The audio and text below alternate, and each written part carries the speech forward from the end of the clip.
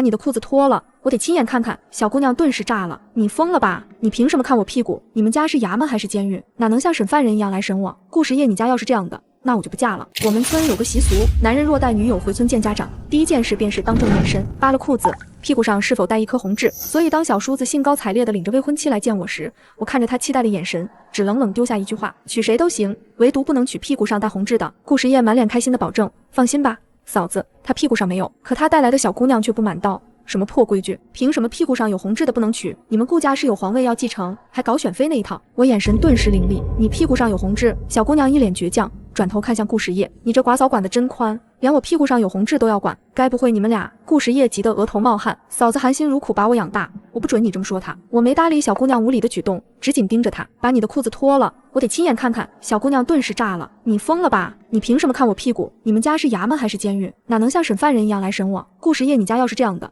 那我就不嫁了。顾时夜脸上满是焦急，显然对小姑娘很上心，急忙对我解释道：嫂子，我看了，她屁股上没有，你别追着人家问了。但我依然没有打消疑虑，既然屁股上没有红痣，她这么着急干什么？不让我验身，就别进顾家门。顾时夜，你要是敢娶，我就立马开祠堂，将你从顾家除名。听到我们争吵，左邻右舍的都来看热闹，有人劝我，这都什么年代了，何必为难小辈？林柔脸上顿时得意起来，听见了吗？老女人还想进门前给我下马威，根本没人理会你那一套。可我只当周围的声音不存在，只是严厉地看着顾时夜说：必须验身，让我看一眼，不然我说到做到，你以后更名改姓，永远也别再进家门。林柔猛地起身要走，临走时对着顾时夜大骂：顾时夜，你有这样的嫂子，别想我进你家门。旁边的婶子赶忙拦住他，我说大闺女，时夜是我们打小看着长大，是个好孩子，不就是让他嫂子看看吗？都是女人，你给他看一眼就是了，可别因为这点小事就耽误你们俩的好姻缘。顾时夜也红着眼求林柔：柔柔，我嫂子一直很好的，她就是对这个比较忌讳，你给她看一眼，她知道不是了，也就不会为难你了。林柔被大家劝住了，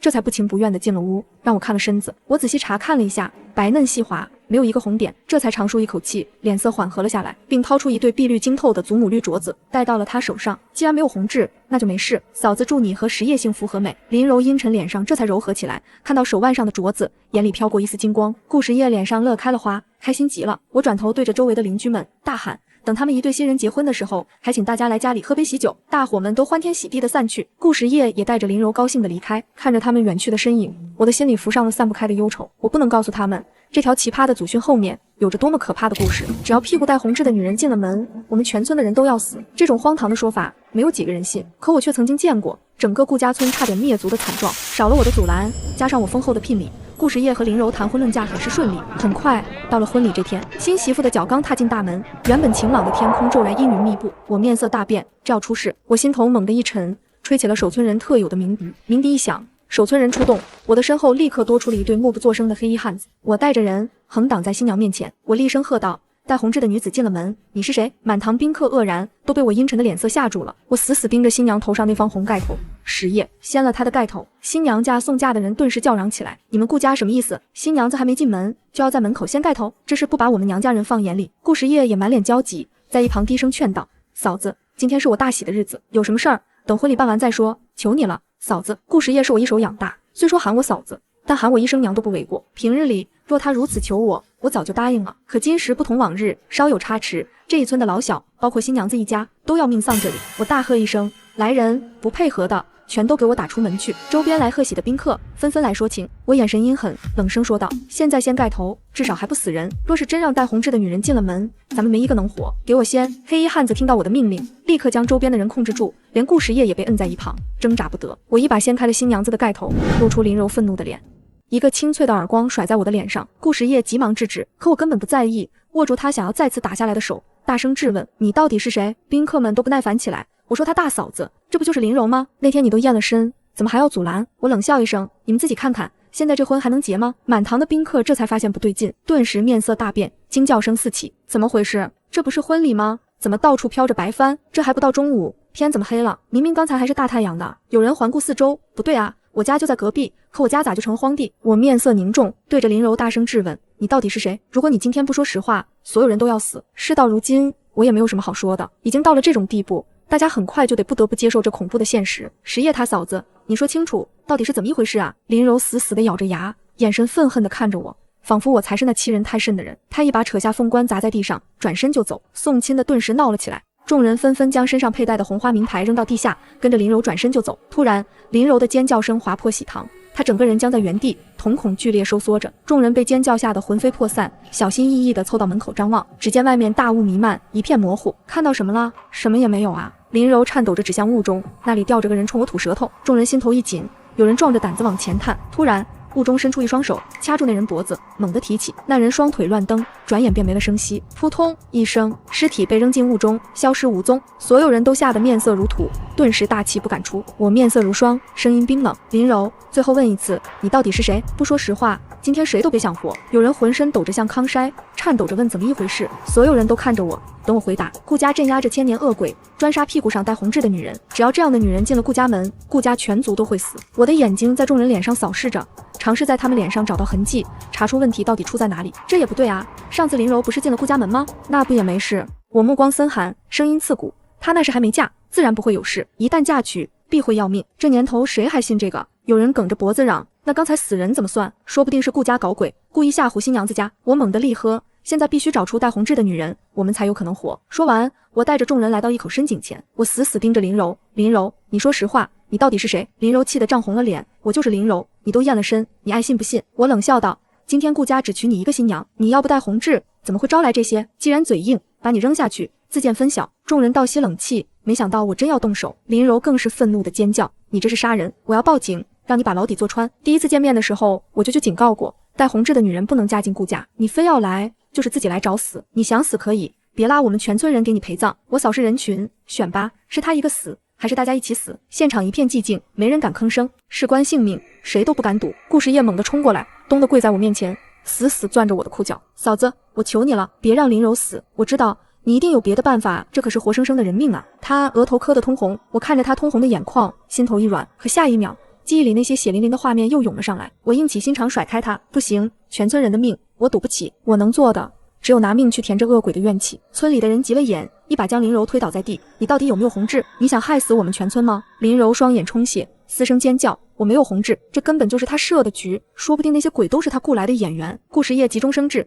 大喊，嫂子，你再仔细看看他身上到底有没有红痣，验明了再扔也不迟。我冷哼一声，令人将林柔拖进一间空屋，几个粗壮婆子死死按住她。我用药水帕子在她臀上反复擦拭，确实半个红点也没有。林柔松了口气，脸上刚浮出一点劫后余生的笑，可下一秒那笑容就僵在脸上。和一村人的命相比，错杀也好过全死。我挥手让人将他再次拖向井边，顾时业猛地撞在我腰上，嫂子，他要是死了，我也不活了。我扶着几乎被撞断的腰，看着他倔强的眼睛，深深叹了口气。那就让井神先过目。黑衣人立刻上前割开林柔的手腕，将血滴入深井。血滴下去的瞬间，外面的阴风忽然停了，雾气也淡了些，众人顿时松了口气。果然是他，差点被他骗过去，快扔下去。顾时业死死盯着林柔，声音发沉，你为什么要骗我？这一刻，所有人都要他死。林柔终于崩溃大哭，嫂子，我错了，我不该冲你发脾气，求你放了我，真的不是我啊。没人再听他辩解，可我迟迟没有下令，只死死盯着天空。有人忍不住催动手，不对，黑气根本没有散，雾气又开始聚拢了。如果真是他，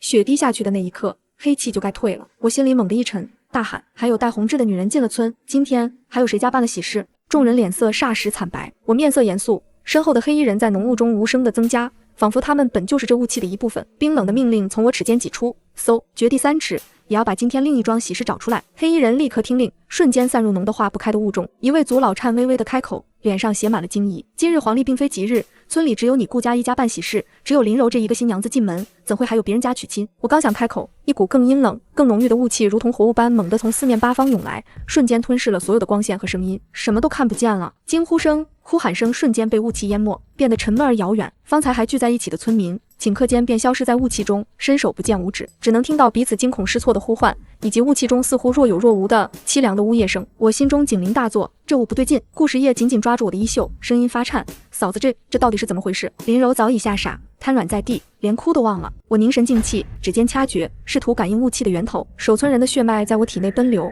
赋予我超越常人的灵觉。不知过了多久，我终于捕捉到了一丝极其微弱的气息，方向是村东头，跟我来。我低喝一声，拉起顾时业，凭着一丝感应和记忆，艰难地在能见度几乎为零的雾中穿行。几个黑衣人无声地出现在我身后，如同坚实的壁垒。一些胆大的村民也循着我们的声音互相拉扯着，深一脚浅一脚地跟上。越往村东走，空气中的寒意越重，怨气也越发明显，还有一种令人作呕的病气和死气。最终我们停在一户低矮的茅草屋前。这户人家家境贫寒，家里只有一个病重的儿子顾果和年迈的母亲李氏，平日里几乎被村里人遗忘。此刻，这茅屋的门窗缝隙里，正丝丝缕缕地向外渗着与我们周围相同的浓雾，而门楣上竟然极其潦草地贴着一个小小的、歪歪扭扭的剪纸喜字，红纸颜色暗淡，在这环境下显得无比诡异。我心中一沉，猛地推开摇摇欲坠的木门，屋内的景象让所有人倒吸一口冷气。屋内点着2盏残破的油灯，光线昏黄如豆。一个面黄肌瘦、气若游丝的年轻男子，穿着一身明显不合身、将洗得发白的旧长袍，勉强坐在一张破椅子上，眼神涣散。他的身边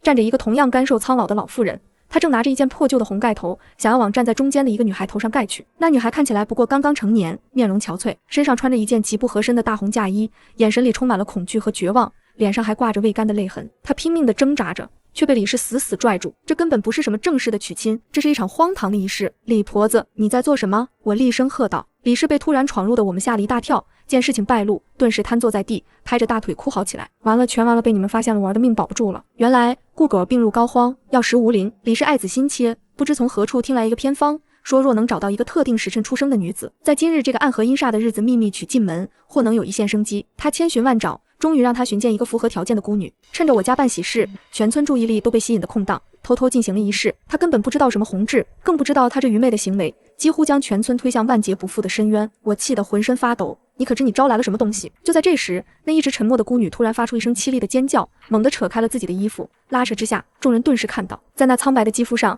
一点嫣红如血的痣刺目的烙印在那里。几乎在同一时间，屋外的古井方向传来一声巨响，仿佛有什么东西要破井而出。整个村子的雾气疯狂旋转起来，温度骤降，空气中充满了令人毛骨悚然的哭声和一种积压了数百年的怨恨。浓雾翻涌，仿佛有无数张痛苦扭曲的面孔在其中若隐若现。那孤女身上的红痣，在昏暗的油灯下，竟仿佛活了过来，隐隐闪烁着不祥的红光。原来是你！我看着那女孩，瞬间明白了一切。看到我的那一刻，原本看似柔弱的女孩脸上忽然浮出一丝诡异的笑，她站得笔直，眼眸深处隐约泛着红光。你来了。她轻启嘴唇，声音不高，却带着一股居高临下的压迫。我深深叹了口气，千百年的等待终于到了尽头。我挥动手中的红拂尘，四周浓雾随之缓缓散开。全村人听令，速闭祠堂。声音借法力传遍村落，清晰落入每个人耳中。村民神情一凛，迅速动身撤离。李婆子拖着病弱的儿子，也踉跄的随人群躲进祠堂。场院空下来的那一刻，我直面着他，声音低沉：我守在这，就是为了断这几百年的恩怨。几百年前，顾家村本是富庶之地，还出过几位朝中大臣，可惜时逢乱世，天灾人祸不断。一位顾姓先祖为了保全全村，不得已与一位过路的异人女子做了交易。那女子术法诡异，竟真以一己之力驱散流寇，平息瘟疫，全村人将她奉若神明。她起初并未提什么过分要求，村里平静数年，直到几年后的春节，几位在京为官的顾家人回村祭祖时，风云突变。那女子突然施展秘术，将顾家村171口人全部屠杀，抛尸深井，并布下7绝阵，企图炼魂夺寿，与天同寿。原来她从出手相救那一刻，就在算计所有人的性命。我欠顾家先祖一丝因果。他临终只求我解开阵法，让亡灵不再受炼魂之苦。我答应了他，成了这顾家村的守村人。没想到这一守就是几百年，直到最近阵法忽然松动。我知道他终究要回来了，若不补全阵法，他的妖力便会衰退。这些年来，我严禁任何面生女子，尤其是带红痣的女人进村。今日我小叔成亲，他却借着李婆子混了进来。他笑声尖锐，像是夜宵嘶鸣，周身泛起黑红色的雾气。原本晴朗的夜空瞬间被浓浊的怨气笼罩。就凭你这苟延残喘的守村人，也想阻我？他双臂一展，井口猛然震动，无数漆黑扭曲的亡魂手臂嘶嚎着伸出，朝我抓来，阴风刺骨，带着数百年的怨恨。我不敢怠慢，咬破指尖，以血为引，将红拂尘凌空划出一道符咒，是金光乍现，与那黑红怨气猛烈冲撞，发出令人牙酸的滋滋声。光芒勉强将第一波亡魂逼退，但我喉头一甜，强忍下翻涌的气血。他的力量比我想象的更可怕。垂死挣扎。他狞笑着，五指成爪，井中怨气汇聚成一道巨蟒般的黑影，撕裂金光，朝我心口撞来。我疾步后退，拂尘格挡。巨力传来，我整个人被掀飞出去，重重砸在地上，肋骨处传来钻心的剧痛。红拂尘的光芒也暗淡了几分。他飘然而至，居高临下，眼中红光更盛。你的魂正好为我补上最后一块残片。绝望之际，我瞥见祠堂方向，那些我守护了数百年的村民，那些顾家最后的血脉，不能败。我以手撑地，艰难站起，用尽全部法力，将红拂尘狠狠扎进地面。以我之血换汝之魂，顾家先祖英灵何在？尔等冤屈，今日不报，更待何时？这是我最后的手段，也是与先祖约定的最终信号。以守村人魂魄为祭，强行唤醒深埋地底、被阵法折磨数百年的顾家先祖战魂。地面剧烈震颤，井口喷涌的怨气猛地一滞，紧接着一道道淡金色却带着决绝战意的虚影从地面、从井中挣扎而出。他们沉默着，面容模糊，但那凝聚了数百年的悲愤与守护意志，却化作一股洪流，与我残存的法力融合，冲向那妖女。她终于脸色大变，不可能！金黑两股力量再次对撞，这一次却是她节节败退。凄厉的惨叫中，她的身体被金光寸寸撕裂，光芒散尽，夜空逐渐恢复清明，井口也沉寂下来。我瘫倒在地，感觉生命力正随着法力飞速流逝，视线开始模糊，代价惨重，魂魄受损，恐怕再无轮回之机。但耳边似乎传来了无数声若有若无的叹息，像是卸下了沉重的枷锁，渐渐随风散去。阳光终于刺破阴霾，重新洒落在顾家村的土地上，温暖的几乎有些不真实。祠堂的门吱呀一声，小心翼翼地推开一条缝，顾时夜第一个冲了出来，四处张望，一眼就看到了瘫倒在院中央的我。嫂子，他几乎是连滚带爬地扑过来，声音里带着哭腔，颤抖着手不挡痛的。嫂子，你醒醒，你怎么会变成这样？我吃力地睁开眼，视线已经模糊，只能看到他年轻焦急的脸庞近在咫尺，垂落在我眼前的已不是乌黑青丝，而是一缕缕枯槁的白发。我的手背上皮肤松弛，布满了岁月的沟壑。为了最终唤醒顾家先祖战魂，我燃尽了最后一丝生命本源。数百年的守村时光顷刻反噬，青春尽逝。我努力扯出一个笑，声音沙哑的几乎听不见。我不是你嫂子，但你的确是顾家最后的血脉，守住了你，我便还清了顾家的恩情，再也不欠顾家了。我艰难地喘息着，感觉最后的气力正在快速抽离。妖女已除压在顾家头上几百年的债，还清了，我的时辰也到了。我看着她的眼睛，想将这份嘱托刻进她魂魄里。10夜往后要好好照顾自己。话音未尽，气息已断，周围响起一片悲泣，可我的感知却轻飘飘地向上飞升，看着下方的人们围着我迅速衰老消散的躯体痛哭。接着一股玄妙的力量温柔地拂过整个村落，哭声间歇，人们脸上的悲痛变成了茫然，仿佛大梦初醒，浑然不记得方才的惊心动魄，甚至连守护了他们几百年的我也一同从记忆里抹去。我的灵魂悬浮在半空，看着下方重归平静的顾家村，阳光洒在每个人脸上，他们互相打量着，仿佛刚刚从一场漫长的午睡中醒来。顾时夜扶着额头，眼神迷茫了一瞬，随即被身旁林柔的笑声拉回现实。林柔嗔怪地戳戳他，发什么呆呢？今天可是我们的大喜日子。顾时夜喃喃重复，那丝莫名的失落感转瞬即逝。他看向院子里，宾客们正重新落座，一切都那么正常，那么喜庆，唯有院中那口古井，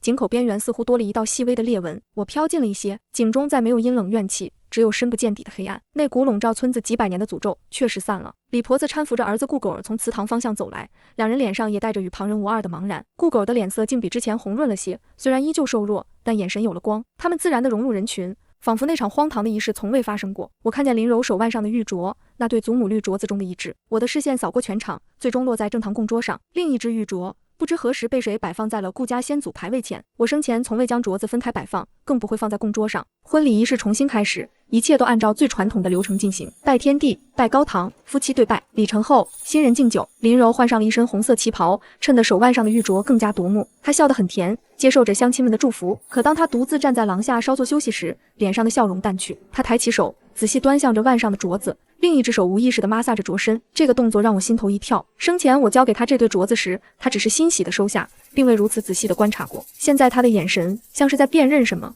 又像是在回忆什么。柔柔，累了吧？顾时夜走过来，递给她一杯温水。林柔迅速恢复笑容，不累，开心着呢。她接过水杯，手腕一转，玉镯在阳光下闪过一道微光。那一瞬间，我似乎看见镯子内侧有什么图案一闪而过。不可能，这对镯子是我娘家祖传的，内侧光滑无比，绝无雕刻。是我看错了，还是这对镯子已经不是原来那一对了？宴席持续到日头西斜，村民们酒足饭饱，陆续告辞。顾时夜和林柔站在门口送客，我飘在院子上空，观察着每一个离开的人，他们的表情都很自然，谈笑风生，讨论着今天的菜色、新人的般配、未来的日子。没有人记得浓雾，没有人记得井边的对峙，没有人记得我曾经存在过。记忆被修改得很彻底，但修改记忆需要巨大的能量，而施术者必须对时间与认知法则有极深的造诣。那妖女已被消灭，谁还有这样的能力？除非……我的目光再次落回古井，井口的裂纹似乎比刚才又延长了1寸。暮色四合时，最后一批客人也离开了。顾家院子里只剩下顾时夜夫妇和几个帮忙收拾的婶子。今天真是个好日子，一位婶子边擦桌子边说：“是啊，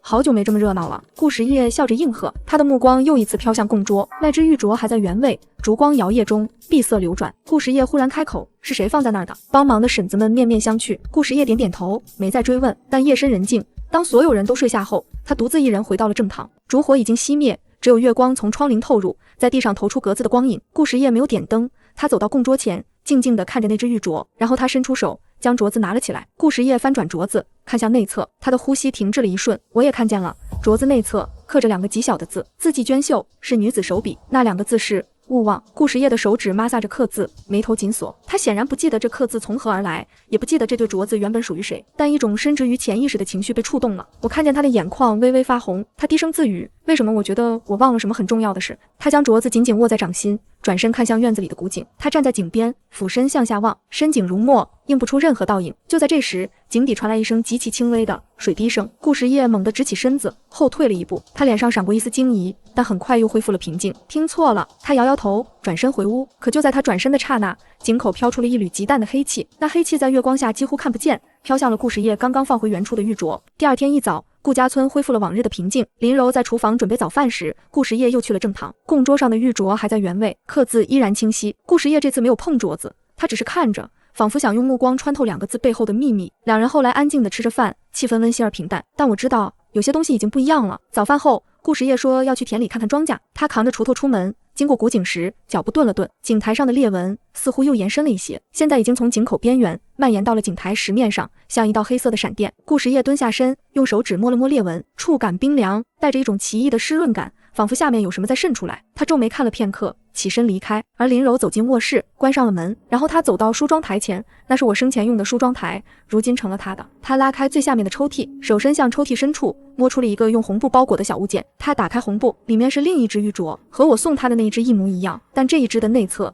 也刻着字，一只刻着勿忘，另一只刻着真相。林柔盯着两只玉镯，脸色在晨光中明明灭灭。一道影子从门缝下延伸进来，有人站在门外。林柔迅速将玉镯包好，塞回抽屉深处。她走到床边躺下，闭上眼睛。顾时夜推门进来，看见她睡着的样子，轻轻为她掖了掖被角，然后他的目光扫过房间，最终落在梳妆台上。抽屉没有完全关紧，露出一角红布。顾时夜走过去，轻轻拉开抽屉，他看见了红布包裹的轮廓，但没有打开。他只是看着，看了很久，然后轻轻推回抽屉，转身离开。门关上的瞬间，林柔睁开了眼睛，她的眼神清澈，毫无睡意。而我作为灵魂，此刻感受到了一股强烈的违和感。这对新婚夫妇各自藏着秘密，而这些秘密似乎都与我有关，与那对玉镯有关，与古井有关。但他们的记忆不是被修改了吗？为什么还会有这些下意识的举动？这些隐藏的物品，除非记忆的修改并不彻底，或者有什么东西正在抵抗这种修改。我的灵魂飘向古井，井口的裂纹已经很明显了。村里来了个陌生人，是个走村串巷的货郎，被村里的人围了起来。顾时夜也被吸引过来，货郎的目光在人群中扫过，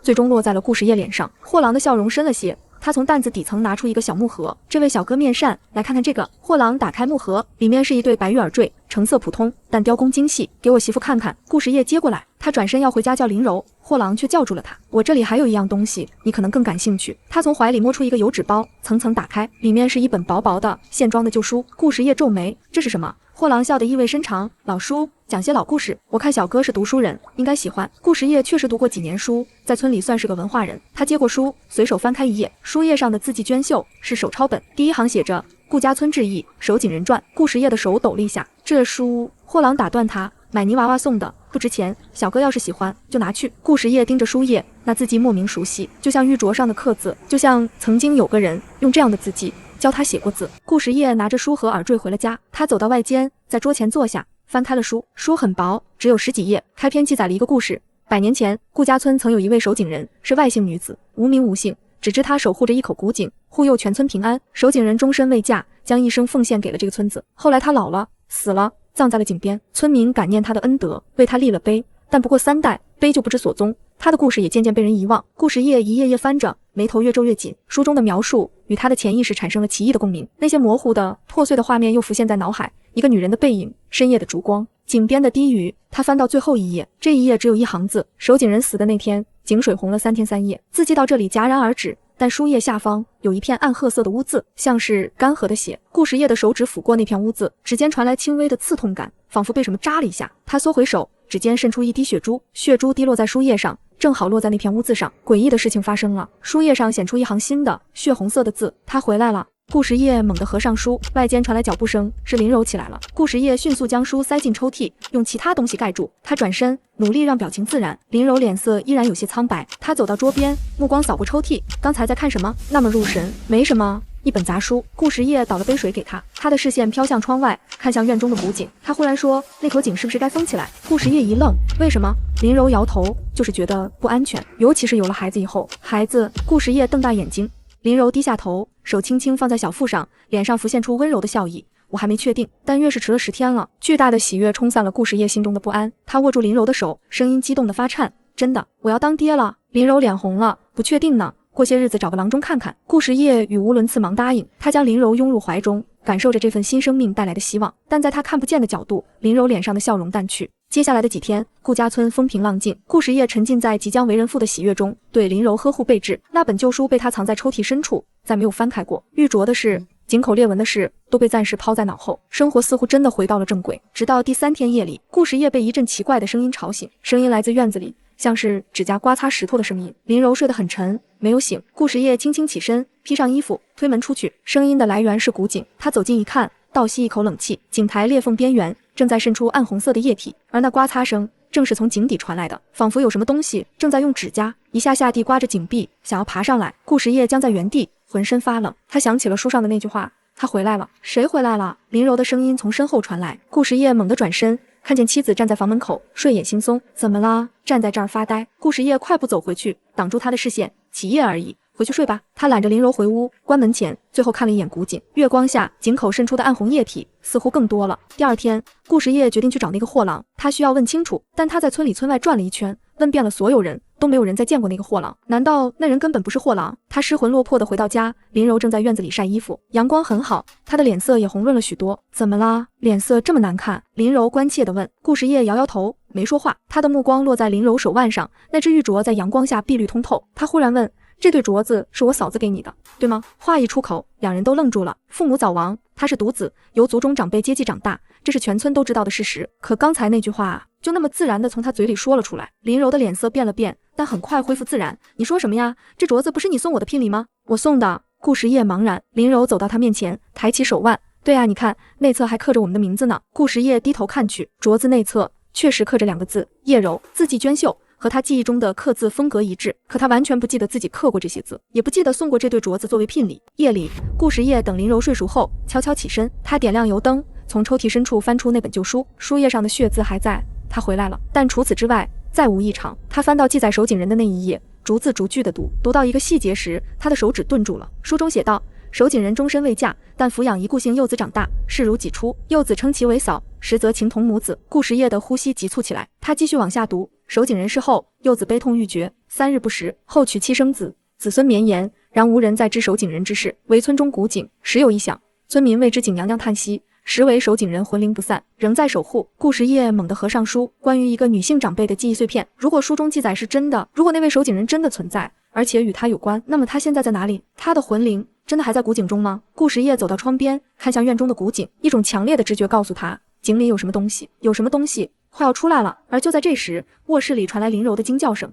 顾时夜冲回卧室，油灯光影摇晃，林柔坐在床上，双手捂着肚子，脸色惨白。怎么啦？孩子怎么了？顾时夜急忙问。林柔的声音发颤，肚子突然好疼。顾时夜掀开被子，倒吸一口冷气。林柔的睡裙下摆染上了一片暗红色。我去叫郎中。顾时夜转身就要往外跑，林柔抓住他的手，指甲几乎掐进他的肉里。别离开我，井边有人。顾时夜浑身一僵，他缓缓转头看向窗外，古井旁确实站着一个人影，是个女子，长发披散，背对着他们，面朝古井而立，看不清面容，看不清衣着，只有一个静止的诡异的背影。顾时夜的声音卡在喉咙里，他缓缓转过身来，月光照在他的脸上，那是一张没有五官的脸，平滑空白，像一张没有画上表情的面具。顾时夜的血液几乎冻结，人影抬起手指向卧室方向，然后他向后一仰，坠入了古井。没有水花声，没有落水声，只有一声极轻的叹息随风飘来。顾时夜猛地回过神，在看向床上时，林柔已经昏迷过去，而她裙摆上的血迹正在迅速扩大。顾时夜顾不得井边的诡异人影，抱起林柔就往外冲。夜深人静，村里一片漆黑，他敲响了村东头李郎中的门。李郎中睡眼惺忪地开门，看见林柔的情况，顿时清醒了。一番诊治后，李郎中松了口气，交代情况。顾时夜连连道谢，付了诊金，抓了药，又抱着林柔回家。路上他刻意避开了自家院子的方向，从另一条路绕回去。但经过祠堂时，他停下了脚步。祠堂的门竟然开着一条缝，里面隐约有烛光透出。顾时夜将林柔放在祠堂外的石凳上，轻轻推开门。祠堂里空无一人，但供桌上燃着3支新点的蜡烛，蜡烛前摆放着一只玉镯，是他家里供桌上的那只刻着勿忘的玉镯。他怎么会在这里？顾时夜走进供桌，拿起玉镯，但这一次刻字下面多了一行极小的字。顾时夜凑近细看，辨认出那行字。开井之日，真相大白。为什么要开井？那口井现在只是一口废井，而且井边的诡异，他今晚刚亲眼见过。祠堂外传来林柔的惊呼声，顾时夜冲出去，看见林柔已经醒了，正指着天空，满脸惊恐。天上，顾时夜抬头，浑身的血液瞬间冰凉，云层低垂，仿佛要压到屋顶上。更可怕的是，整个顾家村的狗此刻全部寂静无声，没有吠叫，没有呜咽，只有死一般的安静，连虫鸣都消失了。世界仿佛被按下了静音键。顾时夜抱起林柔，快步往回走。路上，他看见许多村民也打开了门，惊恐地望着天空。回到家，顾时夜将林柔安顿在床上，为她喝了安胎药。林柔很快又睡去，但眉头紧锁，睡得极不安稳。顾时夜坐在床边，握着她的手，目光却不由自主地飘向窗外。顾时夜想起玉镯上的字，开井之日，真相大白，又想起书中的记载，他回来了。一个可怕的念头在他心中成型，也许真相就在井底。那个他一直在井底等待着有人打开井口，放他出来。顾时夜做出一个决定，他要去开井，他要打开这口井，无论井底是什么，无论真相多么可怕，他都要面对。为了林柔，为了未出生的孩子，为了顾家村未来的安宁。是啊，我的灵魂在天上看着，这场延续了几百年的债该还了，这场镇压了几百年的怨该解了。